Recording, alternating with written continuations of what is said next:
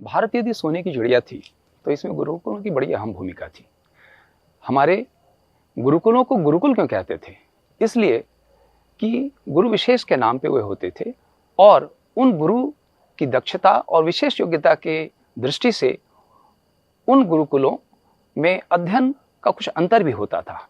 कहीं युद्ध कौशल की विशेषता थी तो कहीं न्याय सिद्धांत को पढ़ाने की विशेषता थी।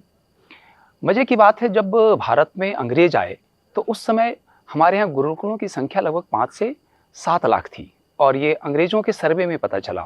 वो मिस्टर एडम ने किया हो या थॉमस मुनरो ने सर्वे किया था। ये बात है 1820 से 1830-35 के बीच की, जब उन्होंने सर्वे कराया था। और गुरुकुलों की जो हमारी विशेषताएं थी, अगर हम उसको गिनाना शुरू करें तो पहली विशेषता थी कि रेजिडेंशियल स्कूल्स थे।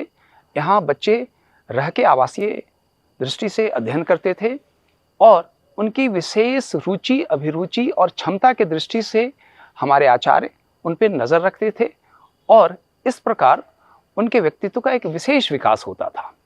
यहाँ पे उनका समग्र विकास के लिए आध्यात्मिक, मानसिक, शैक्षणिक, सामाजिक, ध्यान, योग, आयुर्वेद सभी दृष्टि से उनका अध्ययन अध्यापन होता था।